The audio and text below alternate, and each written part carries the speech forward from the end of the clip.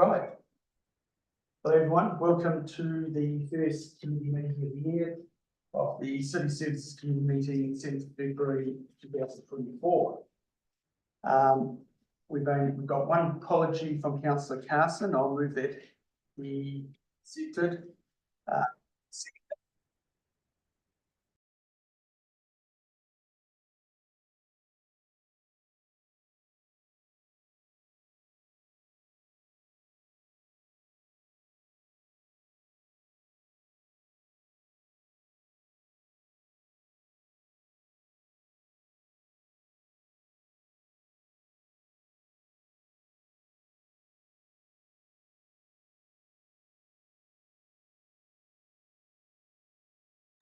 Item 2, declarations of interest. The members wish to declare conflict of interest of any of the items today. Remind the governance advisor if they have any updates to the requested interests. We'll go to item 3. We have a forum. We've got a group of students, is it? Yes. From Pestry Upper Hutt. We've got Seth, Page and Dominic and William. And they're going to talk about kiwis that could be migrating down to Upper Hutt. All right, you've got 5 minutes. You get a ding after 4 and 2 dings after 5.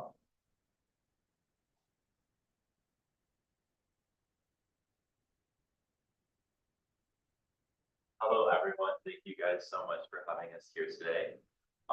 We are a group of students from Worcester Polytechnic Institute in Massachusetts, from the United States. One of our projects at our university is a global study abroad. So about 1,000 of us are in different locations around the world right now. There are 24 located in Wellington, New Zealand, and the 4 of us are here presenting to you about the project that we're working on right now. So our project is relating to research with Pestry Upper Hutt regarding the repopulation and movement of kiwi birds in the Reamatucket Forest, as well as their movement into Whiteman's Valley and Upper Hutt. And a large part of our project is to really gauge the public perceptions of the arrival of kiwi into the urban area, and really just kind of see whether or not there is going to be a sufficient support system for them to be able to thrive in the environment of Upper Hutt. Yeah, so a little to the background of our project. So initially in 2006, there were around 20 kiwi released in Lower Hutt in the Reamatucket Forest Park. And since then, those numbers have been exponentially growing to over around 200 kiwi now at this point in the forest. And with that, they've been migrating further north, closer to Upper Hutt. So currently now, they've been doing lots of acoustic recording in the Reamatucket Forest Park. And there have been some sightings or acoustic recordings of kiwi near the border of Whiteman's Valley, so right close into Upper Hutt. So we're looking more into this and looking into the ways that we make the public more aware about the kiwi moving in, and making sure that everyone's aware of it, and seeing what we can do to help make sure people can be more aware of it and what the actions they can take. So main predators to the kiwi are stoats. Just when the kiwis are young, they often eat the eggs. But the biggest threat to an adult kiwi are dogs, because the kiwi has a really enticing scent for dogs. So dogs are really attracted to them. And dogs can easily break the kiwis like fragile breastbone in their like large straws. So dogs are a really big concern for kiwi. So as kiwi are moving towards more urban areas, like Whiteman's Valley, or not really like Whiteman's Valley, but Upper Hutt, where people do have a lot of domestic dogs, we're concerned about the dogs. So this brings up the issue of kiwi aversion training. So seeing how willing the public is to put their dogs through kiwi aversion training to help protect our kiwis is something we're looking into, seeing how willing people are to put their dogs through this, and how interested they are in helping the kiwis. So we have talked to many individuals across different organizations, some including kiwi aversion trainer, individuals from the Reamatucket Forest Trust. And we also talked with Mel Peterson and Louise Martin of the Upper Hutt City Council, and to help promote this public awareness of the kiwi moving to Upper Hutt. And we also, last week, we created a survey, which will be distributed across different areas around Upper Hutt and also online, on Facebook pages as well. And we also brought some flyers to hand out to individuals around here as well. And if you could take a look at that after the meeting, that would be really great.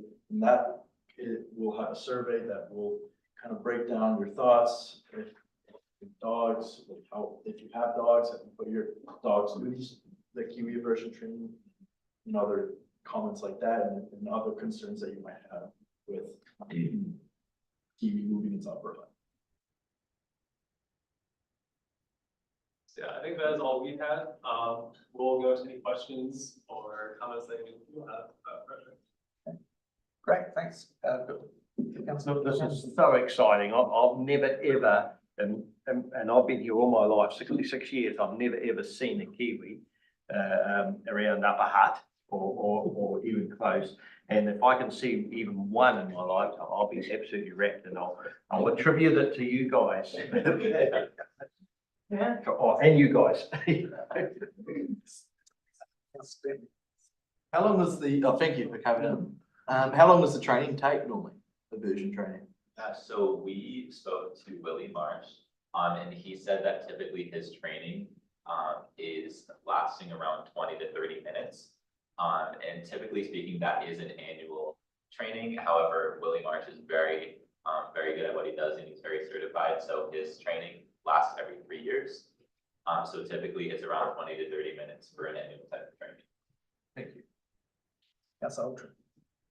I'm just wondering if you know of any land covenants or anything like that being used in New Zealand or overseas to restrict the domestic pets that are in areas where native birds are vulnerable when, you know, new subdivisions go in and things like that. We haven't found anything specific, as far as like regulations or things with people's land. Because at least right now, the biggest concern is with the areas in Whiteman Valley. And I know those properties are fairly large, and people, probably are not as prone to having regulations on their land, as far as like keeping out dogs or something, but that's definitely something we look forward into. So we're looking more into like what sort of regulations people would be willing to do, especially with dog owners, in that area. Councillor Holdens. Thanks. I just want to say it's great. To your point, Councillor Hammond, we, in Pinehaven, I had a Kiwi up behind my place, a couple of years ago.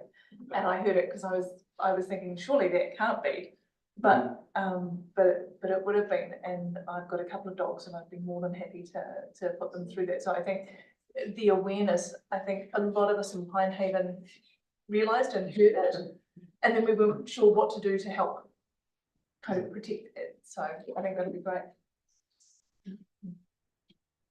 Councillor.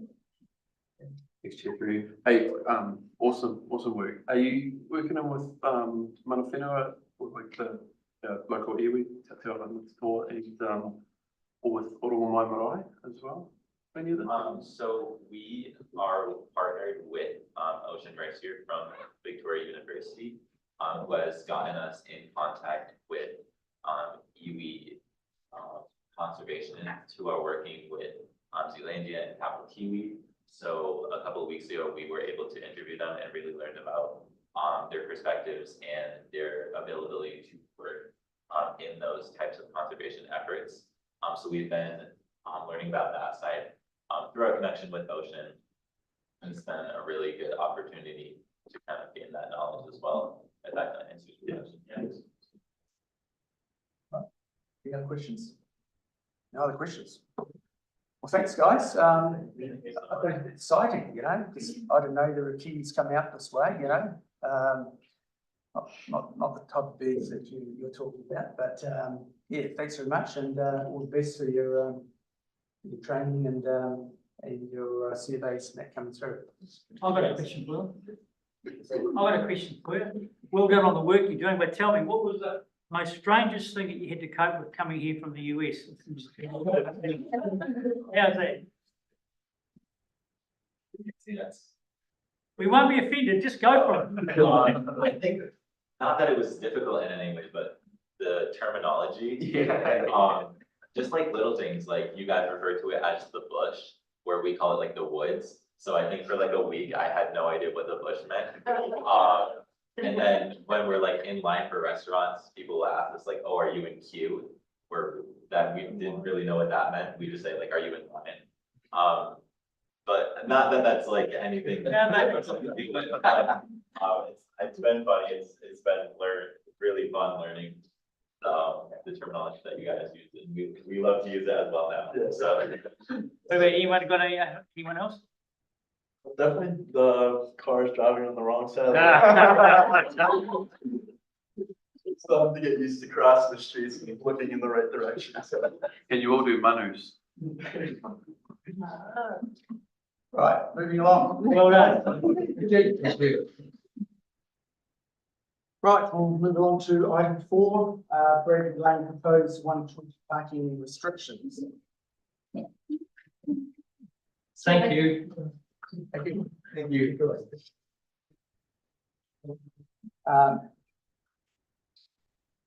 Before I open it up, this is pretty straightforward. This is just going back to what it was prior to council occupying the Heppi Club. So, but I open it up to the councillors to have a chat. Happy to move. Seconded by councillor Carey. All in favour? Aye. Item 5. Forest Road proposed no stopping lines. Same again, this has been back to council 2 or 3 times. I'm glad, we've actually got a consensus here where we've got some traffic coming and safety issues addressed. And that we had 3 responses received or agreed to propose. So open up to the floor councillors to speak. Happy to move. Happy to move. Seconded by councillor Carey. All in favour? Aye. Pass.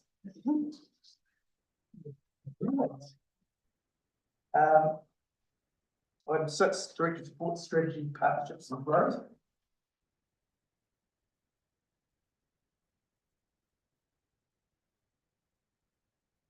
Got a couple of questions I'll ask first. Just on the first one, on 14. The women walks across the weekend, 28th, 29th. What was the response of that? We get a good call. Yeah, thank you through your chair. I have got our communications and marketing manager, Tara, here, just to give you a brief update on that initiative. Sure. So we are waiting for the final post analysis to come through from Wayne NZ, who ran the whole campaign. But from an Upper Hutt perspective, we had 180 packets of fudge taken over 2 days. So there was a big box that went out between 9 a.m. and 4 p.m. on Saturday, because I was pouring with rain, and then again on Sunday, and picked up each day. So they were all taken, and there were people coming to try and get more fudge after 4:30 and still looking for more. So I think it was pretty successful, actually. Aside from that, we boosted a post and had some great social media stats. So there were 17,700 reached, 26,000 impressions, 140 link clicks, which is pretty good. As far as the Facebook ad goes, we had 109 post interactions and 92 link clicks. So quite a few people were reacting online as well. So overall, I think it was a success, but it's very hard to know exactly how many people actually walk on the trail. Otherwise, was that a good day? It was not a great day on Saturday, and Sunday was slightly better. So yeah, I mean, if it was a beautiful day, it would be better. Cool, okay, thank you. Just more of a comment, but in the light of, we're looking at the future by the eyesight. If you look at 41, stats are about the fastest growing wheelchair in year on year on international tourism. In Upper Hutt. I mean, that's great, but it's a really interesting figure, isn't it? to drill down what, you know. And the employment sector tourism employment sector grew 21%, so those are significant figures. Admittedly, we'd be coming from probably lower parts, but it certainly is significant, figures. Any other questions? Other questions? I'll move that the report be received then, can we have a seconder? Councillor Holderness, all in favour? Pass. Right, moving along, go to item 7, Director of Support Asset Management and Operations.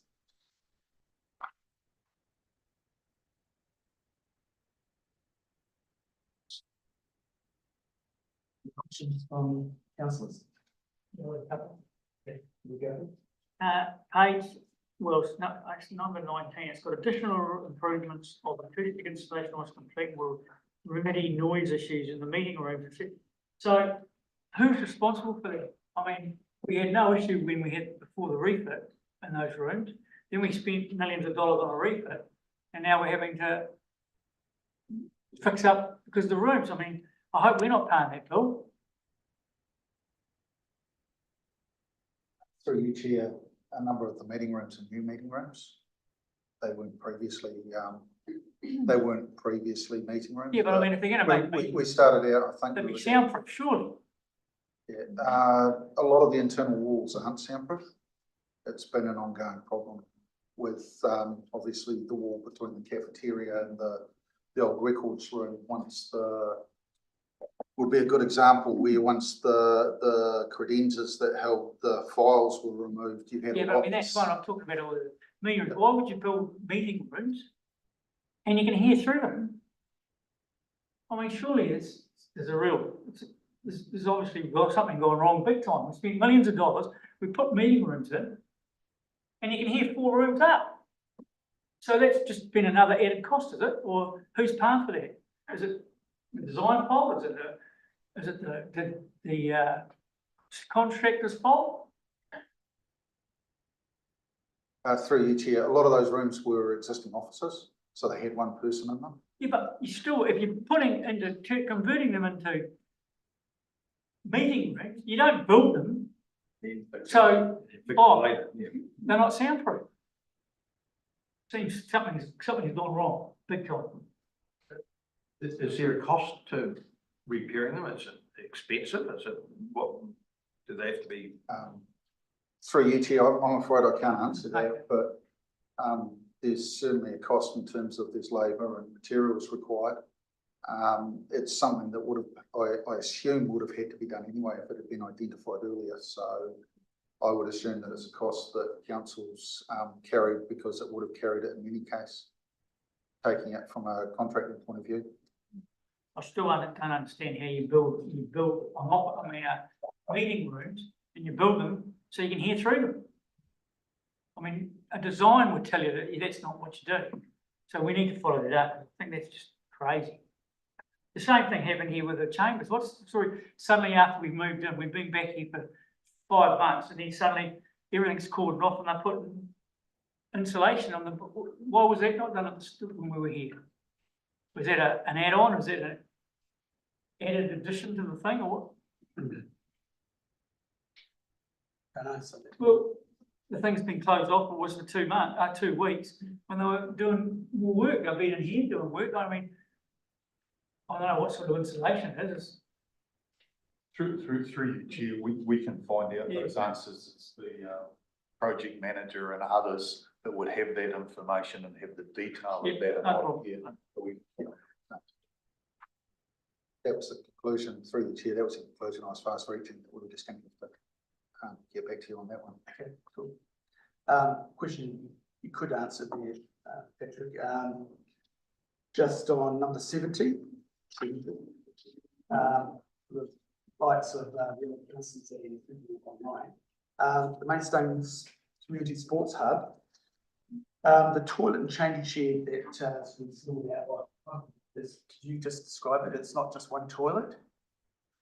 Through you, Chair, the new toilet block oh, sorry, it's a toilet and changing block, so it's just sort of standard, park type building. It'll have 3 Exelou style toilets. They're not actually, the brand isn't Exelou, but they're similar to those, and they're the unisex toilets, each of them standalone. I understand that they're self-cleaning, and then there's also 2 changing sheds. Use the word changing sheds to separate from changing rooms because they're simply for changing. There's no toilets or any other facilities, and just an option to change clothes when you arrive or when you're leaving. And it should be finished by the end of February, is that correct?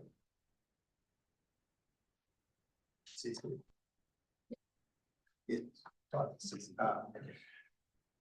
Councillor Kerr. The question on 68 around the waste dump site on Eastern Hut Road and what the story is there.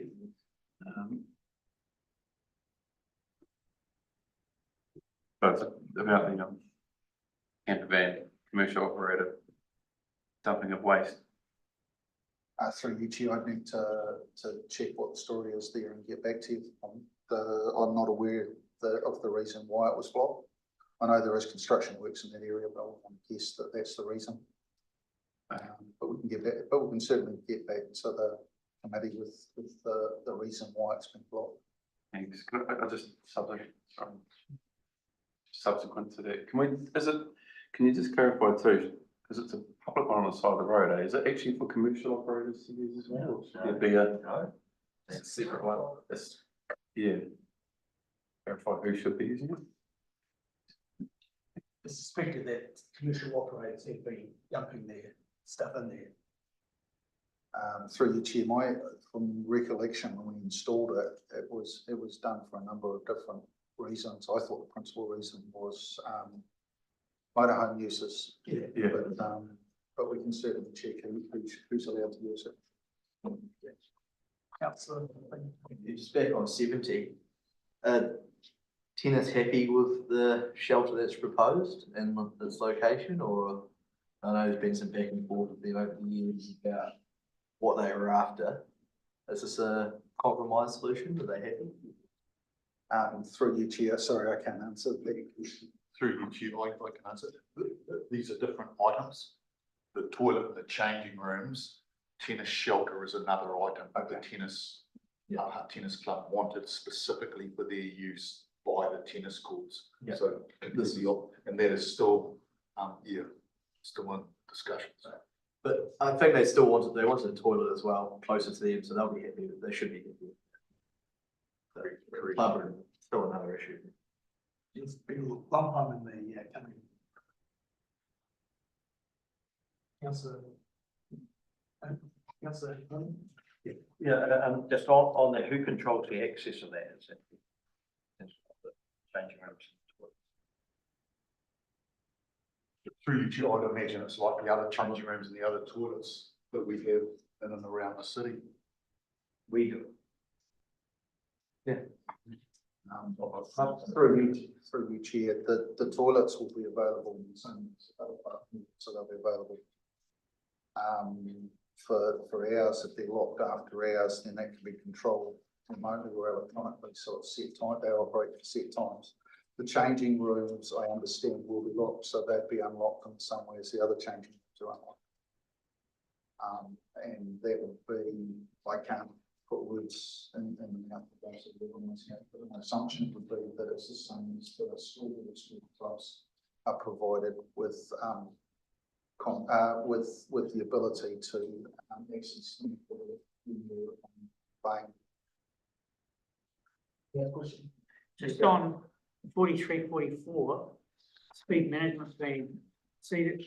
He's written to Steve, Minister of Transport, government intends to replace current rules and encourage road to consider new rules. That we should defer it coming to us on the 21st of February until we get clarity about just what the new rules and regulations are. Otherwise, we'll go through a whole process and the rules will change. Why wait till we get total clarity from the government, and then we've done this, we've got information. Done that, yeah, it's already.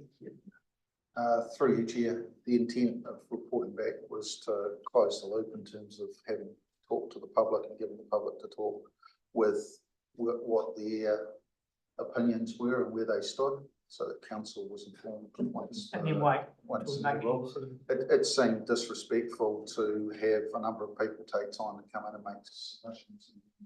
To just say, minister's changed it, we're not doing it. Their feedback will need to be balanced by whatever the new rule is, Yeah, so we'll have to wait till we get. but we won't be doing any work on actually progressing the plan. It's reporting back on the results of the hearings and the submissions that were made, written submissions that were made. Sounds, yeah. Any further questions? Any further questions? Councillor Deakin. Yeah, just on 75, I think it was, Barber Grove. Coming back for more money on that one. Can we be reminded how much that's escalated, 75, how much that's escalated in total over the life of the project? Because I feel like this is the third or fourth time at least that it's just blown out and blown out. And that's just over the last few years. It's just staggering how they can just keep throwing money away on that project without any repercussions. Sorry, there's no question, they're more of a rant. Really? Yeah, I agree. It's taken a while, put it that way. It's taken a while. All right, if there's no further questions, I'll move the report be received. And seconder, Councillor Hammond, all in favour? Aye. Pass. We shall go to, Richard's report on community services.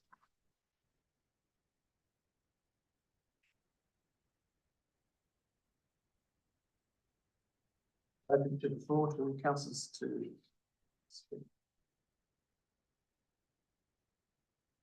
I've got one to start with, just with, on, item 36. Just, there's more clarification really, on the items issued mobile. How we had figures of 7 and 4 of things being issued in mobile. Can you clarify, is that true or is that correct? Through you, Chair, that should read, apologies, December 2022 should be 102, and December 2023 should be 152. There was some issues in transposing specific numbers, and December usually is quite quiet in respect to the mobile issues because schools are winding up, etc. Good clarification. I thought no one's using that mobile, I was thinking that. All right, questions? Councillor Hammond? Just on the, number 20, on the left-hand side, there's a picture of my wife. It's a shot picture, which she'd like to be taken again.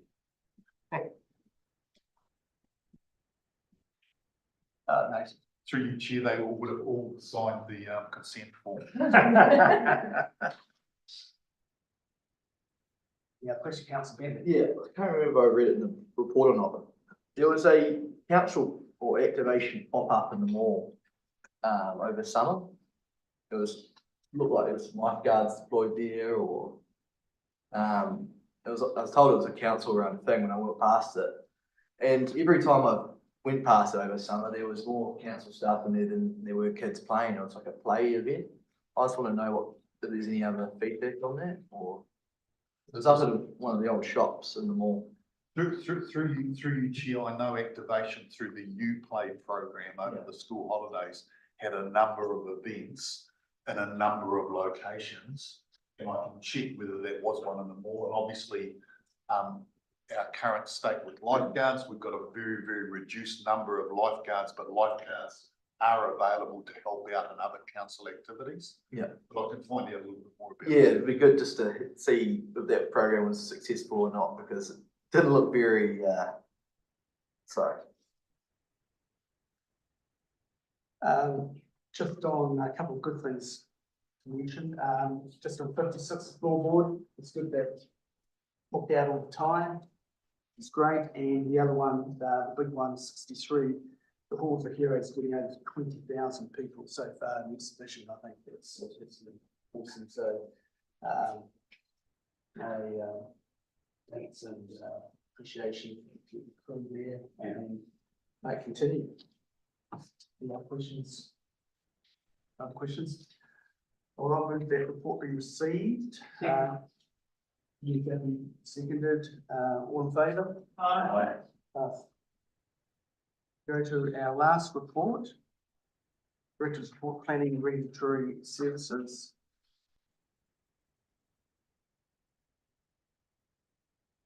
Open to the floor for questions.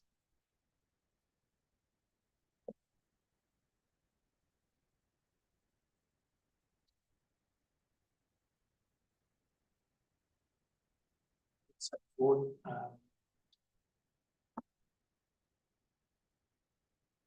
Question for anyone? No? Wait. Oh, I did have a question. The pole inspections, through you, Chair, pole inspections. When poles are sold in Upper Hutt throughout the summer, is there a little flyer or something that goes out to them that says this is your responsibilities now about fencing and such? Through you, Chair. The requirement is that that information is displayed. Yeah, displayed. But I'd have to check whether additional flyers are handed out for retailers to display those. It's a requirement for the retailers to display that there must be fenced. And if they fail to do that, are we the regulator on that or central government? No, I don't believe we are. I need to double check that. Okay. So let's do that. Thank you. Can I see a flyer in the elevator or something about the calls and that? Is that? There is, Chair, yeah, we certainly publicise that for the staff as well. Okay. There you go. I just want to voice my concern again, like I have in the past about the resource consent for Paris, about non-compliance, because when rubbish truck comes, I just think it's just ludicrous, and to think that that's going to open up a can of worms for all other sorts of complaints to council, I can tell you. And to think that they had to go through to comply with this. The normal rubbish truck that comes to my house and your house goes to during the day, and they've had to go through a process to get it. And I know it was non-notified, etc., but the principle of it is wrong. And there'll be issues now because there'll be someone else concerned about rubbish truck or some other noise down the road in another business. And I just think we should have been saying, look, Chair, and I'll just comment on that through you, Chair. I know we talked about it before, but I just want to make the distinction that the noise from rubbish trucks on roads are excluded. It's not something that the noise provisions control. So vehicle noise in the district plan, and in this case, this was about noise exceedances at the boundary within a site. What I would say, just for context for and to His Worship's point, we have obviously a rolling review of the district plan, and there is an upcoming urban plan change, and in amongst that has been signalled that we will be looking to review the noise provisions of the district plan. I certainly acknowledge that they're very outdated. Just so that with what Mayor Gippon says, my rubbish guy comes once a week, whereas this is talking about 3 times a day, so it's slightly different. Yeah. Chair. Right. Yeah, question. Yeah. Just on that one, I think it's more the dumping and the picking up in the revs of the vehicle at the time. And they could mitigate a fair bit of that if they put a rubber pad down. So when they bring the, and it happens lots in waste management and all the others would know all about this. And when it actually hits the ground, it doesn't thump the ground like it does from metal to ground. And can't do anything about the revving of the vehicle, but you definitely can with the noise it makes. And that might be why there's upset. and this was on his own. Yeah, they can fix this problem on their own. Yeah, through you, Chair. What I would say is certainly through that consent process, you know, notwithstanding the point of Bishop's point around whether those settings in the plan are reasonable or unreasonable. Regardless, just in processing that consent, the team certainly went through to understand whether the operator had optimised operations and taken to the point around rubber pads and so on. And certainly what was consented was as optimised as possible to minimise the potential particular aspect of operation. But the issue is that same truck goes 50 metres up the road into another business and makes the same noise. Nobody said anything. Well, the days, most are in commercial areas and this one's right in the middle of general residence, so I think it's Yeah, the difference in that side. and through each year, I absolutely take the point. What I would say is obviously, every non-compliance is obviously spoke to the conditions of the activity itself and its location, and in this case, abutting residential boundaries on an industrial site. And the way the district plan functions is it does provide a different level of acoustic protection for this residential boundary. So, certainly other sites up the road are subject to the applicable district plan limits as they apply. Moving along, just question on 38. The building team, are they coping all right with vacancy? Yeah, Chair, look, certainly the team has been and remains under pressure. Look, I won't shy away from the fact that having a staff member down for an extended period of time was to manage. We were able to upskill the staff, and now we have some staff that picked up plumbing and drainage technical competencies. Nevertheless, you still only have every full-time equivalent person is only up to 40 hours of capacity that they're able to operate. So certainly we're trying to do more with effectively less. So the team is under pressure. No questions? No questions? Moved by councillor Carey, seconded by councillor Bentley, all in favour? Aye. Does. And that's the meeting at 1:09. Yes, thank you.